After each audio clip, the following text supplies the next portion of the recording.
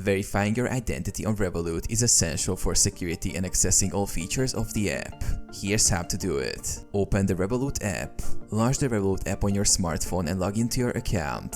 Access Profile Settings. Tap on the profile icon or the account tab located at the bottom right corner of the screen. Select Verify your identity.